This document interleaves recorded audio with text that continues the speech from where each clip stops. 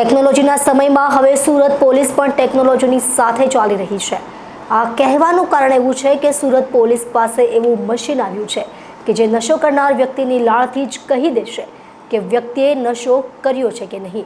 અગાઉ નશો કરનાર વ્યક્તિએ કોઈ પણ નશીલા પદાર્થનું સેવન કર્યું છે કે નહીં તેનું રિઝલ્ટ પોલીસને 7 દિવસમાં મળતું હતું, પરંતુ હવે આ નાનું એવું મશીન 30 સેકન્ડથી લઈને 1 મિનિટમાં આજે પોલીસને જણાવી દેશે। સુરત શહેરમાં નશો કરનારા લોકો ચેતી જજો, કારણ કે હવે સુરત શહેર પોલીસે વસાવેલું આ નાનકડું મશીન 30 સેકન્ડથી 1 મિનિટના સમયમાં જ કહી દેશે કે વ્યક્તિએ નશો કર્યો છે કે નહીં। સુરત શહેર એસઓજી દ્વારા 15 લાખનું portable mobile repeat drugs scanning and detection machine વસાવવામાં આવ્યું છે। આ મશીનની ખાસિયતની વાત કરવામાં આવે તો આ મશીનની સાથે એક કાર્ટેજ આવે છે। આ કાર્ટેજમાં જે તે વ્યક્તિની લાળ મૂકીને તેને મશીનની અંદર ઇન્સ્ટોલ કરવાની રહે છે। આ લાળનું સેમ્પલ લીધા બાદ તાત્કાલિક જ મશીન 30 સેકન્ડથી 1 મિનિટના સમયમાં જણાવી દેશે કે જે વ્યક્તિની લાળ છે તે વ્યક્તિએ નશો કર્યો છે કે નહીં।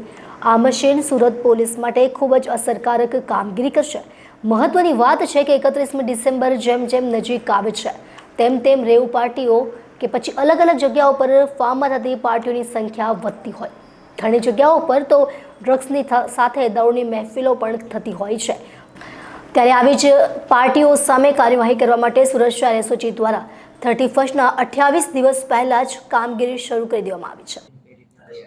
સુરત શહેર પોલીસ પાસે આવી એન્ટી નાર્કોટિક્સની એક કીટ આવેલી છે, જે કીટની કિંમત 15 લાખ રૂપિયા છે અને એનું જે કાર્યવાહી જે છે એ રીતે કરવામાં આવશે કે જે 25 ડિસેમ્બરથી લઈને 31 સુધી જે ફાર્મ હાઉસોમાં વિવિધ જગ્યાઓએ ખાનગી જગ્યાઓ પાર્ટીઓ ચાલતી હોય છે અને ત્યાં એમડી અને વિવિધ ડ્રગ્સનું સેવન થતું હોય છે, રેવ પાર્ટીઓ ચાલતી હોય છે, તો અત્યારથી જ અમારા હ્યુમન રિસોર્સિસ એ બાબતે કામમાં લાગી ગયા છે અને 25થી 31 દરમિયાન તો ખૂબ ક્લોઝ વોચ રાખવામાં આવશે અને અમારી ખાનગી ટીમો ફરતી રહેશે અને ડ્રોનનો પણ ઉપયોગ કરવામાં આવશે અને જો આવી કોઈ રેવ પાર્ટીઓ થતી હશે તો એના ઉપર કાર્યવાહી કરવામાં આવશે અને આ કીટ સાથે લઈ જવામાં આવશે અને ત્યાં જ એમનું ચેકિંગ કરવામાં આવશે અને જો એ લોકોએ આવું કોઈ સેવન કરવામાં આવેલું હશે તો આગળની જે કાયદેસરની કાર્યવાહી હશે એ કરવામાં આવશે।